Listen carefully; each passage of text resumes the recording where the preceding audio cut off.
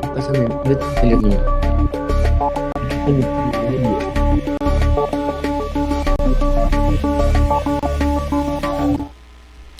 Amigos, muy buenos días. Bienvenidos a una nueva edición de Opinión 2022. Javier Monroy en la conducción del espacio.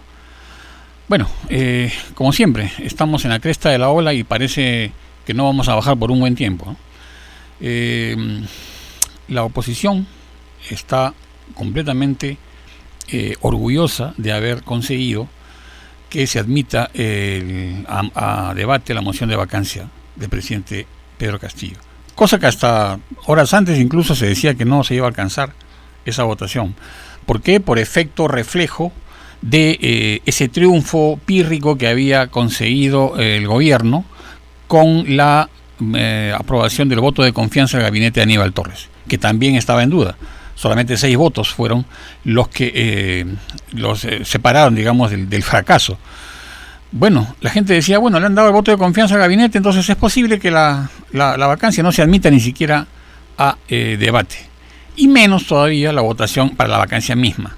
Bueno, habría que explicarles que son 3, procesos muy distintos y sobre todo en un ambiente político altamente, violento verbalmente, y también en muchas de las acciones que incluso en las plazas y en los parques y en las calles se ve muchas veces por los activistas de uno y de otro lado. Entonces, no necesariamente porque se haya aprobado el voto de confianza del gabinete, es el voto, la vacancia no iba a ser admitida a debate tampoco. Eso no hay una correspondencia directa en ello, ¿no? Y tampoco hay relación con lo que pueda pasar en la votación por la vacancia misma. Los temperamentos van variando, las negociaciones, las transacciones, las idas y venidas, y sobre todo con bancadas, por ejemplo, como la de Acción Popular o de Alianza por el Progreso, que están en el fiel de la balanza, sí, pero que tampoco están sustentadas por posiciones ideológicas algunas, ¿no? Simplemente es un tema de transacción política. Bien, en general vamos a estar analizando el escenario político y también vamos a estar conversando con especialistas y expertos en los temas. Tenemos, me dicen, a Ángel Delgado. Sí, estamos con Ángel Delgado. Ángel, muy buenos días, bienvenido aquí a Opinión 2022. Muy agradecido por la entrevista, muy buenas tardes, creo que estamos en tardes. Un saludo a todos ustedes allá en la producción y a los amigos que nos están viendo y escuchando. A la orden. Sí, decíamos nosotros en esta introducción tan breve y tan corta que no hay en realidad un nivel de predictibilidad o de similitud entre los procesos de voto de confianza del gabinete, ¿no es cierto?, y de vacancia tanto en la admisión a trámite como en la votación misma. ¿Cuál es tu lectura, Ángel?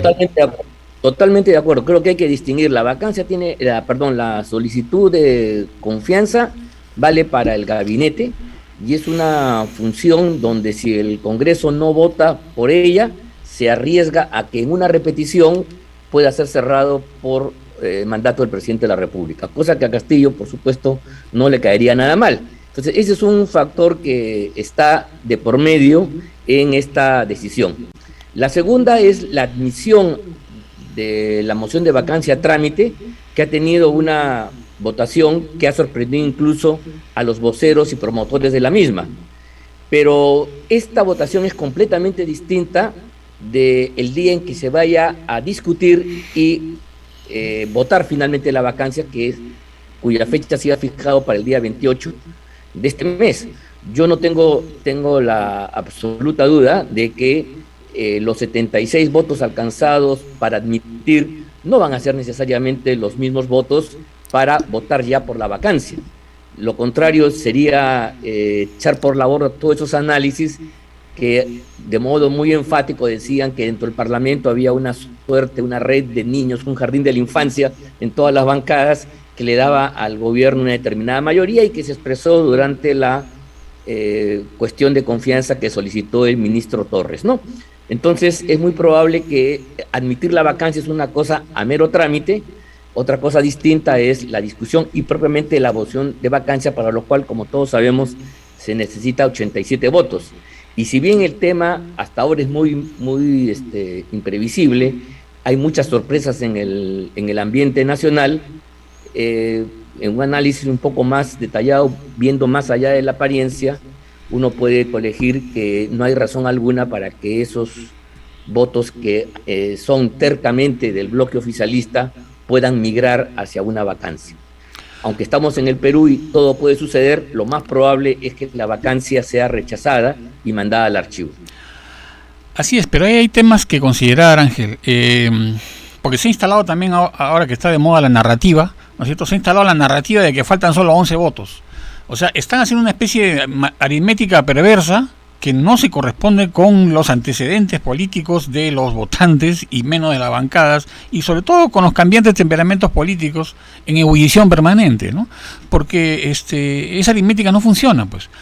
Es más, cuando hemos visto, por ejemplo, a señor Montoya liderando el tema de la presentación de esta moción de vacancia, parecía, incluso él mismo lo dijo, no tenemos los votos para la vacancia misma, pero vamos a lograr vamos a lograr que venga el presidente Castillo o su representante para que puedan levantar, en todo caso, intentar levantar los cargos que se les hacen. Entonces el tema es ese: conseguir que el Ejecutivo, a través del presidente o de su abogado, estén presentes en el Pleno, ¿no es cierto? Y tratar de que lo que ellos pudieran decir, luego ventilarlo en los medios de comunicación, en las redes sociales, porque evidentemente no está admitido las preguntas o repreguntas en ese espacio. Entonces, ¿cuál es tu lectura? ¿Qué es lo que puede pasar? Mira, yo creo que una de las peores cosas que hacen las fuerzas de la oposición es generar un optimismo falso, una ilusión, una proyección absolutamente amable de lo que ha sucedido. O sea, hasta hace unos días antes, luego cuando se produjo el voto de confianza, un pesimismo tumbaba a todo el mundo, ¿no? Incluyendo a los parlamentarios. Y días después, no puede ser que ahora se genere un entusiasmo y se haya construido esa narrativa en torno a los 11 votos que faltan. Eso es un juego bien peligroso que puede usarse en la propaganda, en el espectáculo, puede levantar hasta que se produzca la reunión algunas expectativas, pero no tienen fundamento alguno, y peor aún, pueden generar una frustración muy grave entre toda la población cuando la realidad se imponga finalmente. Y yo creo que, efectivamente, tú lo has dicho con toda claridad, esta es una vacancia rara porque no tiene el propósito de vacar, sino tiene el propósito de invitar al presidente a que dé explicaciones. Entonces, es una vacancia modesta, es una vacancia de alcances limitados. Aquí lo importante no es el resultado, sino que se pueda, digamos, hacer una suerte de reflexión con el presidente de la República, un llamado a su conciencia, como decía el hermano Pablo, y de esa manera entonces buscar por lo menos algún tipo de explicación que el presidente por cierto no la da ni quiere darla. Pero creo yo que eso es una ilusión, eso es inexacto. Yo invito a todos los amigos que nos están escuchando a que demos una lectura del artículo 89.a del reglamento, en el cual el 28 de julio, el 28 de este mes, 28 de marzo, ha sido señalada como fecha para votarse la vacancia previo debate. De acuerdo a lo dispuesto por el Tribunal Constitucional, ¿no? En el reglamento del Congreso se incorporó, después de una sentencia del TC, la obligación de que el presidente de la República pueda ejercer el derecho de defensa, porque si bien es cierto estamos en un proceso político, tampoco la arbitrariedad es sostenida, y a cualquier persona que va a ser ajusticiada, como tú comprendes, se le pregunta, ¿tiene algo más que decir? ¿No? Inclusive cuando está frente a la horca o frente al pelotón de funcionamiento, dice, ¿tiene algo que decir? De acuerdo, eso es el derecho de defensa, pero el derecho de defensa no implica ninguna obligación. El artículo no dice que el presidente tiene que asistir inevitablemente. Lo que dice es que puede defenderse y lo hace a través de él propio, yendo a sustentar, o a través de un abogado, o a través de un abogado que lo representa, o puede inclusive ni siquiera asistir, y en cuyo caso el trámite seguiría, se discute entre los parlamentarios y se vota. Si esto es así, que es una posibilidad toda vez que el presidente ha desconocido la legitimidad de esta moción de vacancia, dice que es un cabe, que son zancadillas, el señor Cerrón, el vocero parlamentario del partido oficialista, dice que tiene un sabor golpista, etcétera. Es probable que se desarrolle una narrativa, un discurso que diga que esto no tiene fundamento. Y entonces, a sabiendas que nunca van a alcanzar los 87 votos, ¿no?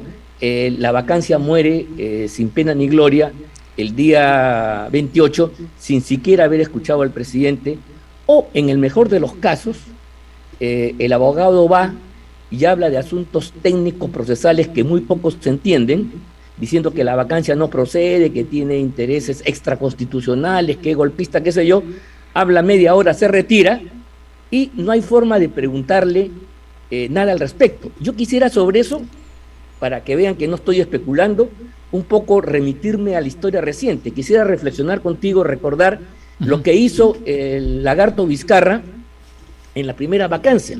No fue, mandó al doctor Roberto Pereira, al cual conozco, el cual hizo una intervención absolutamente técnico-procesalista, formalista, sobre la procedencia de la vacancia. No habló para nada de Richard Swing, no habló para nada de los audios de Karen Roca, sus revelaciones, no dijo nada sobre las visitas a Palacio de Gobierno, sobre las relaciones con la fiscal de la Nación, sobre, qué sé yo, sobre un montón de cosas. No dijo nada sobre el fondo, se limitó a una explicación formalista. ¿Y qué pasó? A la hora de votar, la vacancia fue rechazada por un número superior a los que incluso habían admitido. En la segunda oportunidad sucedió lo contrario. El presidente, como estaba medio infatuado, no confió en su abogado, fue él mismo, pechó a la representación nacional y, para sorpresa de todos, la vacancia fue alcanzada por un número que sobrepasó ampliamente el número legal y tuvo 105 sufragios a favor. Entonces, a partir de esa experiencia, que yo estoy seguro que la gente que está asesorando al presidente, entre ellos los vizcarristas, la lección es clara. Mejor no vayas, manda a tu abogado, porque de repente, si el señor Vizcarra no hubiera ido a la segunda votación y el abogado hubiera hecho una declaración principista, formalista, quizás no se hubiera producido la vacancia. Fue su presencia lo que exacerbó los ánimos, como tú recordarás, y entonces terminó con 105 votos en contra. Entonces creo que esta historia reciente, que a veces la gente olvida, y sobre todo lo olvidan los parlamentarios de la oposición democrática, es lo que a mí me da más pena, lleva a que se formulen estas ilusiones, esperanzas desmedidas, este alivio anticipado que yo creo que no se fundamenta ni en la razón ni en la realidad. Ciertamente, lo que me lleva a reflexionar en torno a lo que en realidad hay tras esta figura de la vacancia, como yo le decía en otros programas, es una figura altamente tóxica y perversa que ha contaminado, pareciera de manera permanente, mientras no se pongan los pantalones los legisladores, porque el Tribunal Constitucional abdicó de su obligación de pronunciarse al respecto, ¿no? Esto va a seguir así, con esta, digamos, este saco de desastre que significa esta figura constitucional. Está en la Constitución, sí, claro, pero está mal establecida, de manera tal que si genera este tipo de problemas y de inestabilidades y de interpretaciones auténticas altamente tóxicas, ¿por qué tiene, pues, dónde está la legitimidad de esta disposición constitucional? Es altamente cuestionada, y eso está demostrando además que viene a sustituir la voluntad de los electores expresada en las urnas. Es decir, 87 congresistas pueden suplantar los votos de millones de peruanos cuya opción política fue esa, y que es el sustento de la democracia. Acá no estamos hablando de la responsabilidad o no del señor Castillo, porque también está está realmente altamente cuestionada, no solamente la incapacidad que ha tenido para designar a funcionarios de Estado competentes y coherentes, ¿no?, en su gestión, como también los altos indicios que hay respecto a casos de corrupción. Acá no estamos defendiendo al señor Castillo, estamos defendiendo la estabilidad del sistema democrático, y el fondo de esto es eso. ¿Cuál es tu opinión? Sí, mira, yo creo que estás poniendo el dedo en la llaga. Ese es el asunto de fondo que yo creo que hay que sacarlo a discutir y hacerlo fuera del apasionamiento, de la tensión política del momento. Mira, yo, como muchos ciudadanos, creo que Castillo no debería estar en Palacio de Gobierno, debería renunciar y debería ser revocado de alguna manera. Si es por la vacancia, enhorabuena. Pero al mismo tiempo, cuando me pongo a pensar en términos jurídicos y hago gala de mi formación como abogado y como aficionado a los temas constitucionales, No puedo traicionar ese espíritu y dejarme llevar por la pasión. Y decir, como tú lo has señalado, que la causal de incapacidad moral tiene un contenido que no puede ampliarse al infinito. Y eso es lo que se está planteando. No puede ser que, por ejemplo, en la moción de vacancia, a diferencia de la anterior, que no tenía ningún fundamento, esta le hayan puesto 18 causas. La incapacidad moral no tiene que ver con los temas de gestión, no tiene que ver con que el presidente sea bruto, no tiene que ver con que el presidente ni siquiera haya declarado el tema del Mar para Bolivia, porque para eso hay un procedimiento especial de acusación constitucional. En fin, yo no quiero echarle agua fría a las expectativas de mis amigos que están en la oposición democrática y quizás actuando con mucho entusiasmo, pero la verdad es que hay que decirlo con todas sus letras, y creo que en este diálogo lo podemos hacer, no tiene nada que hacer con la calidad de gestión. El presidente de la República, durante toda su gestión, está protegido, de modo tal que cualquier acto irregular que cometa, ¿sabes quién lo paga? El ministro del ramo correspondiente. Es el ministro censural que lo votan. Esto viene de una vieja tradición monárquica donde el rey no podía equivocarse, decían. No puede equivocarse. Infalible. Sí. ¿A quién le cortaban la cabeza? Al ministro. ¿Por qué? Porque supuestamente lo había aconsejado mal. Mira tú esos fundamentos. Entonces, ¿qué quiere decir eso? Que la incapacidad moral es como esto. Yo quiero poner un ejemplo. Imagínate tú que Castillo fuera un presidente fuera de serie, que mereciera el premio Nobel y todo el reconocimiento mundial. Pero ¿qué sucedería si algún día este presidente fuera de serie, en un día infausto, por cierto, en su casa se emborracha, se droga, sale con el carro y en el camino atropella a 2 personas, mata a 1? Ha sido un gran presidente, pero ¿tú crees que esa falta que va contra el decoro de la institución presidencial se le podría perdonar y no ser vacado por eso? Esa es la incapacidad moral, un acto que tira por bajo la majestad de la investidura presidencial. Otro ejemplo, Bill Clinton, para todos, fue un gran presidente, recuperó al país de la crisis y sin embargo, en un momento determinado, se metió ahí con una practicante suya en el Salón Oval, hizo lo que hizo, mintió, y entonces, a pesar que era un gran presidente, se le abrió un juicio político para vacarlo y se salvó por pocos votos finalmente en el Senado. Entonces, ¿qué cosa quiero decir? La institución no tiene que ver, y si esto no lo ponemos por delante con valentía contra lo que piensa una mayoría mal informada, si no nos atrevemos a ir contra la corriente en temas conceptuales, en temas científicos, evidentemente lo que va a pasar es que se va a destruir el sistema constitucional, porque pensemos, por favor, más allá de Castillo. Mañana cualquier presidente que no le guste a un sector de la mayoría en el Congreso lo va a votar inventándole cualquier responsabilidad de tipo moral. ¿Eso podría ser válido? Por supuesto que no. Eso no, así no está hecho el sistema. Vamos a precarizar la institución presidencial y ponerla pues ponerla a la suerte del número de votos. ¿Es la aritmética tan potente, sin razones, la que puede mandar en un Estado de Derecho, en una civilización racional? Yo creo que no. De acuerdo, ese es el tema de fondo que aquí no se quiere advertir.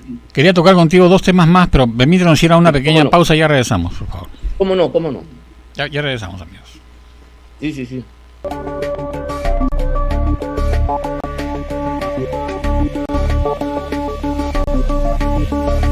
Estás con Identidad TV. Es momento de probar un buen café. Café Solar de Samaniego. Ahora haz tus denuncias a nuestro número de WhatsApp +51 934 450 015. Somos Identidad TV. Información todo el día. Es momento de probar un buen café. Café Solar de Samaniego. El virus causante de la COVID-19 es un virus ARN. ¿Qué significa? Es un virus que tiene su material genético compuesto por ARN. Estos virus se caracterizan por mutar, es decir, por acumular cambios en su estructura genética a lo largo del tiempo. Gracias a estas mutaciones se han creado lo que nosotros llamamos las variantes. Las variantes del SARS-CoV-2 o de la COVID-19 se dividen básicamente en variantes de preocupación y variantes de interés. Las variantes de interés han sido y son causantes de numerosos brotes y de infecciones a nivel comunitario y en algunos países. Las variantes de preocupación, por el contrario, son variantes que han y siguen causando infecciones a nivel mundial. Ejemplos de variantes de preocupación son la variante Delta y también la variante Omicron. Y ejemplos de variantes de interés son la variante Mu y la variante Lambda. Es muy importante que para impedir que sigan apareciendo variantes, tengamos que disminuir la transmisión. Mientras más transmisión, más aparición de variantes. Siempre con el pueblo. Gobierno del Perú.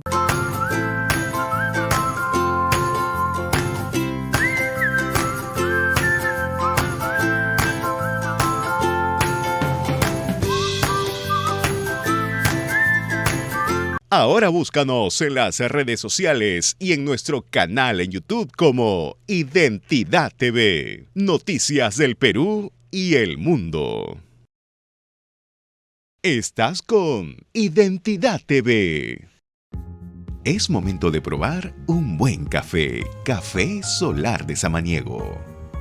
Ahora haz tus denuncias a nuestro número de WhatsApp +51 934 450 015. Somos Identidad TV. Información todo el día.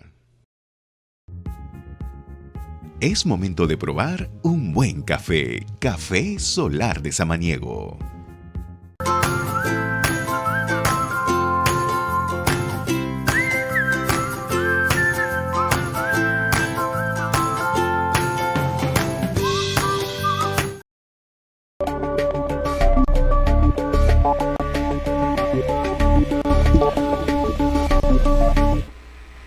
Amigos, continuamos aquí en Opinión 2022, Javier Monroy en la conducción del espacio.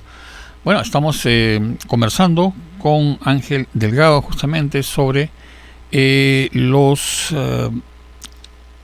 todo lo que puede pasar en torno a la presentación de la admisión de la moción de vacancia por el Congreso de la República para el día 28 de marzo y las repercusiones de lo que ha sido la aprobación el otorgamiento de la voto de confianza al gabinete de Aníbal Torres y todo lo que está en medio de eso, ¿no?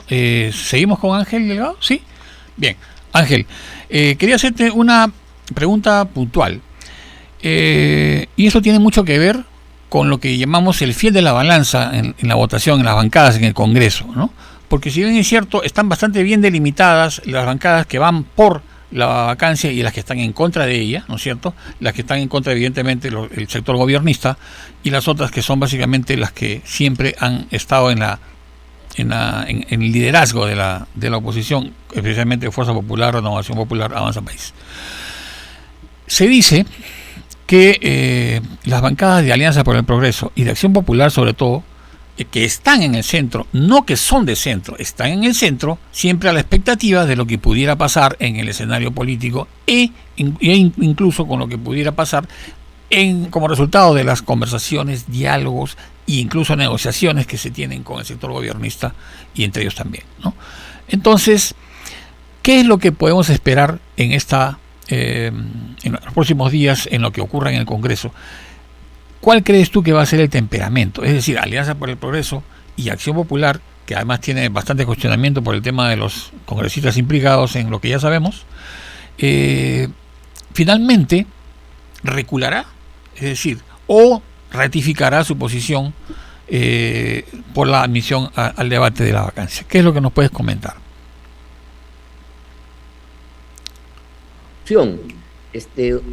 La narrativa de los 11 votos se basa justamente en que estas dos fuerzas que tú has mencionado, tres quizás con Podemos, que están al medio, que se colocan al medio. Si estuviéramos en los tiempos de la Revolución Francesa, diríamos el pantano, que se ubicaba entre los jacobinos y los girondinos, ¿de acuerdo? Este sector que está al medio ha votado en esta oportunidad masivamente, mayoritariamente, ampliamente, por la admisión de vacancia. Entonces eso significa de que ahora han cambiado de actitud y en 4 días la misma gente que le dio la confianza al gabinete Torres, con el ministro de Agricultura incluido y todos los demás, ahora se han vuelto radicales y quieren deshacerse del presidente de la República, o es una ficción, o es un gesto para la tribuna. Bueno, finalmente, como yo dije, votar por la vacancia, si uno fuera topo, ¿ya? Votaría también por ella, porque votaría porque se admita. Otra cosa es que vote para que se materialice, se cristalice. Y ahí entonces es donde se producen los grandes equívocos y las confusiones entre la gente. Yo creo que además estas bancadas, a las cuales podemos nosotros censurar mucho, tienen una razón de ser, porque son expresión de un sector de la ciudadanía. En todo grupo social, grande o chiquito, siempre cuando hay una decisión a tomar, siempre hay 3 grupos. Los que están a favor, los que están en contra y los que se ponen al medio. ¿Sí o no? En la familia también sucede lo mismo. Entonces, en la sociedad peruana hay gente muy radical en uno y en otro extremo, pero hay gente que quiere la componenda, quiere la conciliación, quiere la tranquilidad, no quiere hacerse problemas.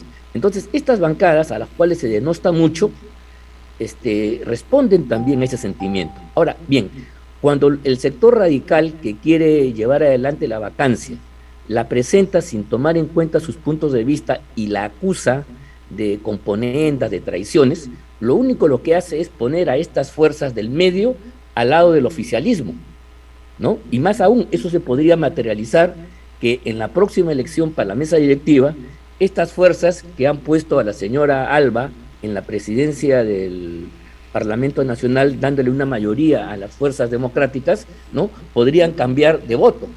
¿Por qué? Porque estas fuerzas son imprescindibles si se quiere vacar al presidente.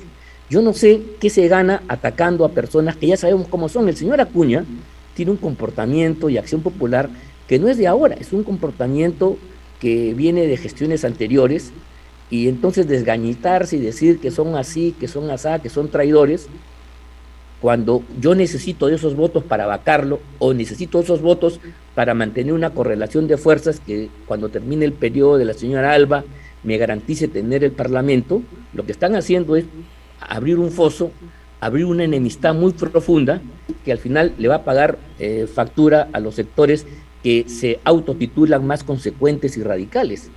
Creo que ahí hay del punto de vista de la estrategia, hay muy poca inteligencia emocional, o se dejan llevar por las pasiones y no prevén las consecuencias. Entonces, sí, yo creo que a la hora de la hora, estos sectores no van a darle el voto a favor de la vacancia, vaya o no vaya Castillo, vaya su abogado o no, su posición no va a cambiar en el lapso de 1 semana y media, bueno, siempre y cuando pase un milagro, ya, pero como no podemos hablar nosotros de milagros ni tenemos bola de cristal, nos basamos en los hechos y hacemos nuestra proyección, que por cierto es a corto plazo, y por lo tanto yo soy de los que creo que esta es una vacancia que en la forma como ha sido planteada ha despertado mucha expectativa, pero también puede generar una enorme frustración. Y eso a mí me preocupa, porque yo soy de los que creo que el Congreso, con todas sus debilidades, con todos sus límites y problemas, es una trinchera democrática y una fortaleza, una muralla contra cualquier tentación totalitaria que pueda nacer del gobierno de Castillo. Y ese equilibrio se rompería si es que mañana la población, incluso aquellos que están contra Castillo, empiezan a cuestionar y atacar al Parlamento porque es un Parlamento mediocre, un Parlamento mentiroso, un Parlamento vacilante, un Parlamento ganado por el temor.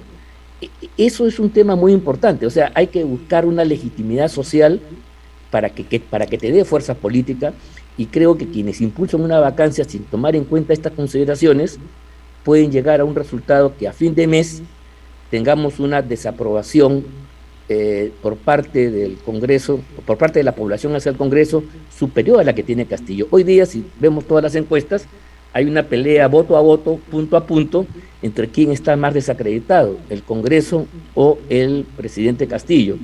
Eso es un indicativo de que algo está haciendo mal la oposición, porque mira tú, si las encuestas aquí se aplicaran y el 60-70% de peruanos repudian a Castillo, ese porcentaje debería apoyar al Parlamento, ¿sí o no? Debería. Pero el hecho que no suceda es que ahí hay un problema de comunicación con esas mayorías que están en contra de Castillo, que quieren la vacancia, pero que no tienen capacidad de conectar con ella. Este es el drama de nuestra época, de nuestro tiempo. Bien, Ángel Delgado, muy agradecido por tus apreciaciones, estaremos conversando más adelante. Bien, gracias. Por supuesto que sí, hasta cualquier momento, ha sido un gusto, gracias. Y un saludo para todos. Gracias.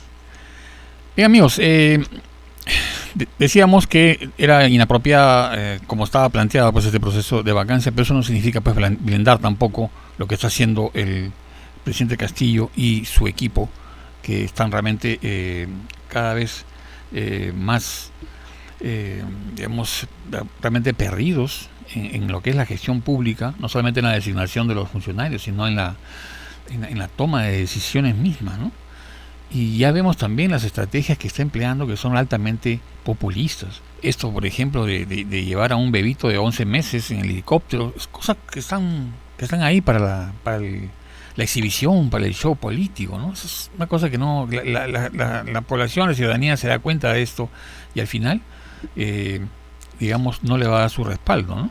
Y ahí tenemos otras medidas, como por ejemplo también cuando se planteó que los militares salgan a las calles, que se les dé armas a los serenos. ¿Para qué? Eso es altamente populista también y muy efectista, políticamente hablando. Bueno, para conversar de estos temas estamos conectados ahora con el señor José Gil, que es experto en seguridad.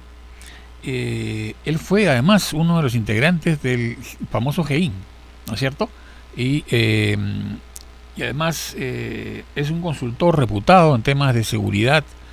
Y ya hemos conversado antes con él sobre temas también de terrorismo, de subversión en general, y el tema de la inseguridad ciudadana, que es un tema que es realmente lo más preocupante en la agenda política para la ciudadanía propia, ¿no es cierto? Directamente la afecta. Digamos, estos índices de criminalidad que están trepando cada semana y que muchas veces las autoridades parecen no encontrar la brújula, a pesar de las incesantes operaciones, ¿no es cierto?, multidisciplinarias, transversales en cuanto a territorio, en cuanto a interdisciplinariedad, etcétera, ¿no es cierto?, que se ponen en juego. Todavía tenemos ahí un alto impacto de la criminalidad. Bien, estamos conectados con el señor Gil Becerra, consultor en seguridad. Señor Gil Becerra, muy buenos días, bienvenido a Opinión 2022. Muchas gracias, buenos días, estimados amigos, dispuestos bien a su pregunta. Sí. ¿Cómo le va? Bueno, ya parece haberse desinflado la llanta de esta propuesta populista que era dotar de armas de fuego a los serenos para que en conjunción con la Policía Nacional, realmente es una cosa de locos, pudieran tener algún tipo de impacto en la reducción del índice de criminalidad, pero nosotros decíamos darles armas a los serenos más bien iba a multiplicar los actos de violencia y además una tensión permanente con las fuerzas policiales, que son las que constitucional y reglamentariamente tienen que portar las armas en resguardo de la ciudadanía. ¿Qué nos puedes comentar? Sí, bueno, no olvidemos que este gobierno, por las características de fondo que tiene, que es un gobierno ligado a organizaciones terroristas como Sendero Luminoso y también gente que está inspirada en el MRTA, tienen una visión de Estado y de fuerzas de seguridad diferente a las nuestras, ¿no? Por lo tanto, lo que vienen haciendo, al margen de la línea de la corrupción, que por supuesto ya está descaradamente planteada en el escenario nacional, ¿no? Al margen de eso, las características de buscar dominar a las fuerzas de seguridad no solamente tiene ese camino, sino que además crear fuerzas paralelas. O sea, la estrategia es crear fuerzas paralelas, ¿no es cierto?, para que en el momento que su proceso revolucionario, el que ellos preparan, aunque lo nieguen en todos los idiomas, que no será mañana, pasado mañana, eso el público lo tiene que tener claro. Eso va a tomar su tiempo, ¿no? 1 año, 2 años, pero se van a crear condiciones para que crear una fuerza paralela capaz de poder o someter a la fuerza de seguridad oficial, la que existe, o simplemente eliminarla. Como lo han hecho en otros países ya, eso ya no es un tema que estamos inventando, ¿no?, sino que ya ha sucedido. Entonces, ese es el esquema. claro, intentan con ronderos, intentan con los serenos, luego van a intentar con los etnocaceristas, con los reservistas. O sea, los intentos de crear una fuerza de seguridad paralela no van a cesar, y además de infiltrar a las fuerzas del orden. En este momento, por lo menos, contamos con la garantía de tener al general Vicente Tiburcio, que es un ex miembro del GEIN, que le ha correspondido, pues, por escalafón, llegar a ser el comandante general de la Policía Nacional, y yo tengo serias dudas que él vaya a permitir un copamiento o una manipulación de la fuerza pública, ¿no? Ahora, respecto a la multiplicación de actividades criminales ilícitas, especialmente en la capital, sobre todo con esta proliferación de casos de sicariato que estamos viendo, en los cuales están involucrados muchos ciudadanos extranjeros, principalmente venezolanos, colombianos, ¿no? En conjunción seguramente con sus pares y sus cómplices peruanos, ¿no es cierto? ¿Qué es lo que se tendría que hacer? ¿Cuál sería la propuesta, incluso de tipo legislativo o de tipo ejecutivo, que se tendría que tomar para, digamos, incidir en la reducción de este problema? Bueno, la verdad que el tema de la inseguridad ciudadana es un tema muy complejo, y del cual usted está enfocando solo el 10% del problema, ¿no? ¿Por qué? Porque el Estado peruano maneja 10 amenazas, incluso tiene presupuesto económico, y una de esas amenazas es la criminalidad. Por supuesto que no estamos hablando de terrorismo, narcotráfico y las otras amenazas que el Estado se ha planteado. Y como es un problema tan complejo, hemos visto que en los últimos años ha habido mucho problema para entender el fenómeno criminal. Y el fenómeno criminal no es, como dice su nombre, no es un fenómeno coyuntural que aparece cuando hay pobreza o aparece cuando hay COVID, sino que tiene todo un proceso de evolución, ¿no? Eso tiene que ser claro para nosotros. Usted recordará en nuestras épocas, pues, los temibles carteristas de los buses, ¿no? Los que nos metían las manos a los bolsillos y usaban un folder y nos sacaban el lapicero.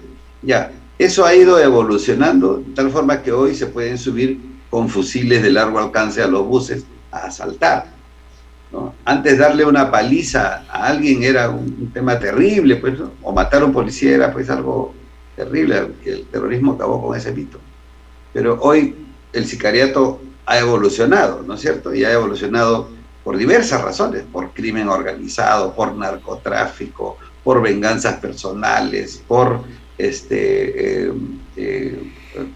crimen organizado también, ¿no? Entonces, entender el fenómeno criminal y las razones por las cuales todas las formas criminales han evolucionado es lo que ayudaría a que un ministro del Interior que da políticas, ¿no es cierto?, podría ayudar a encaminar la solución del problema. ¿Y cuál es esta?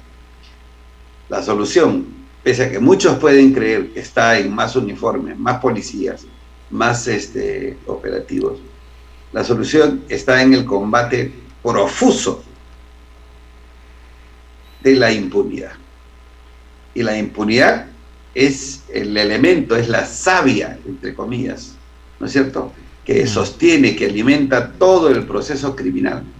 ¿Por qué? Porque el criminal sabe que el policía lo arregla, que el juez puede arreglar, que en el fiscal también, que en el penal puede delinquir, que puede seguir llamando por teléfono, que los del INPE lo pueden ayudar.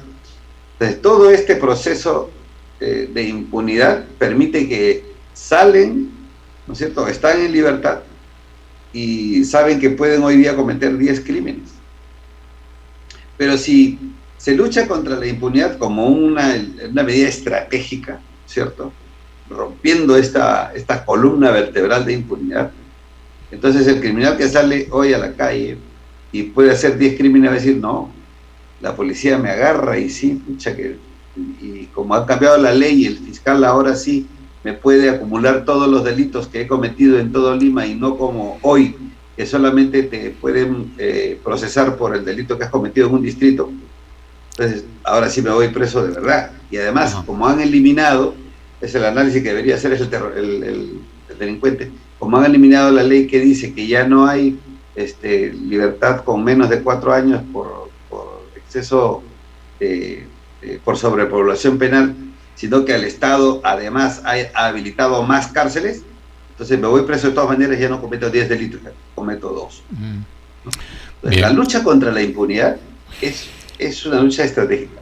Ahora, claro, hablando en el justamente, campo operativo, pero, sí, hablando justamente de la incidencia de diversos factores en la fisonomía del combate al delito y al crimen institucionalizado, ¿no?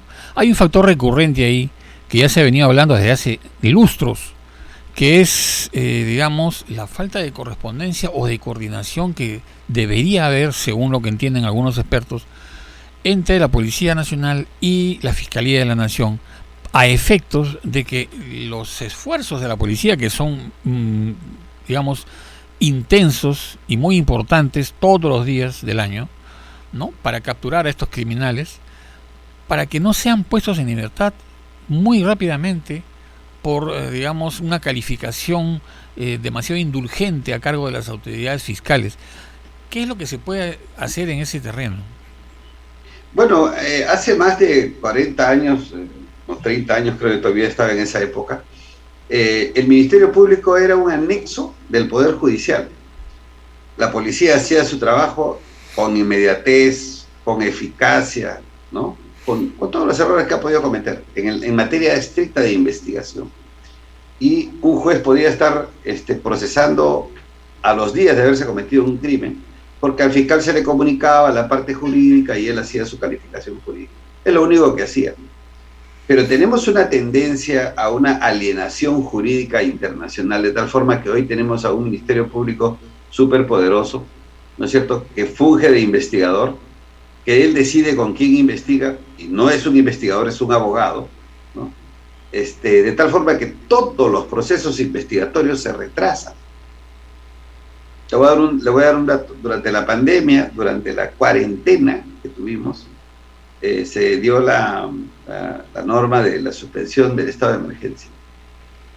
Y la policía hizo más labor operativa en flagrancia de delito que cuando no había la ley, porque en flagrancia de delito no se le comunicas al fiscal, ni esperas que venga, ni se tome todo el tiempo del mundo, y que mande oficio. No, la policía actúa de oficio rápidamente, y eso es lo que queremos, celeridad. Por eso se está planteando en el Congreso de la República, pero seguramente en este no, en el siguiente, ¿no?, en primer lugar, restituirle a la Policía Nacional su capacidad investigadora y dejar al Ministerio Público en el área que le corresponde, la calificación del delito, no en la participación o el investigador como el gran investigador. Para eso hay peritos en el mundo, hay policías, la policía investiga los crímenes en el mundo. El Ministerio Público no investiga en ninguna parte del mundo, ¿no? Pero acá, como somos medios alienados con el tema de la ley y las normas, nos ponemos muy modernos, entonces traemos un Camaro para un Volkswagen que no funciona en el Perú. Entonces hay que cambiar las normas, sí, y hay que ponerlos a los fiscales en su lugar. Su lugar es calificar el delito, nada más. La investigación la hacen los expertos, los especialistas, ¿no? Qué interesante. Entonces, lamentablemente, esa es una tara todavía que no hemos podido resolver. Ahora, respecto a este anuncio que ha hecho el gobierno de que hasta el año 2026 el BRAEM, que es el centro de donde viene el narcotráfico en este país, ¿no es cierto?, va a dejar de ser una zona de emergencia y se va a circunscribir a 5 o 6 distritos de la zona, ¿no? Porque, digamos, ellos estiman que se tienen que concentrar los esfuerzos de persecución del delito por esa región de esa manera, más circunscrito. ¿Cuál es la apreciación que nos puede dar? Bueno, en este gobierno, si tenemos un gobierno proclive al cultivo de la hoja de coca sobre texto de la defensa de los derechos de los campesinos, tenemos un gobierno proclive a sacar tarde o temprano a la DEA del lugar, o sea, que la lucha del narcotráfico no sea el centro de la lucha de la seguridad interna del país. Tenemos un gobierno que no cree en el terrorismo, ¿no?, y que al principio es aliado de los terroristas del BRAE.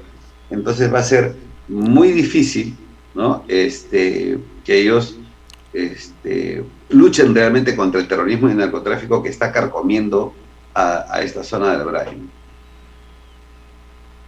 Ok. Bien, ha sido el especialista en temas de seguridad, José Luis Gil Becerra. Muchas gracias por sus apreciaciones.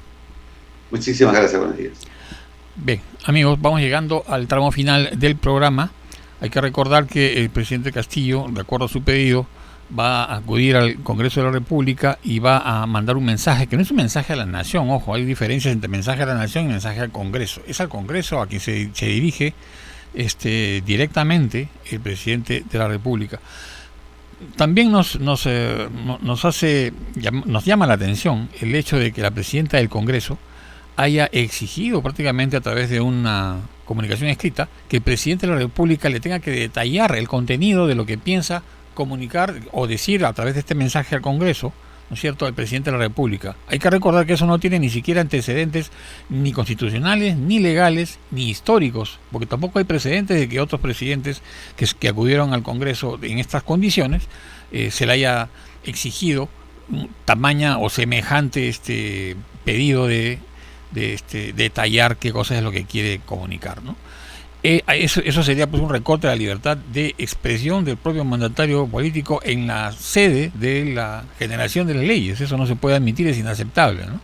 Y tampoco, incluso le han dicho que por favor que no se refiera al tema de la vacancia, de ninguna manera. Si el presidente va, y además ha sido autorizado por el propio Congreso, él tiene la libertad de referirse a los temas que crea convenientes, porque es el espacio que le ha sido otorgado.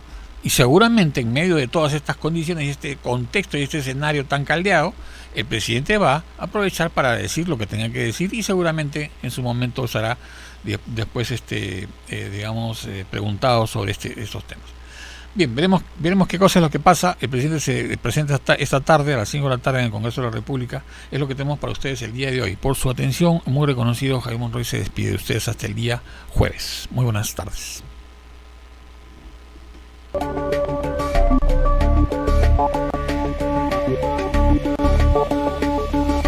Estás con Identidad TV. Es momento de probar un buen café. Café Solar de Samaniego.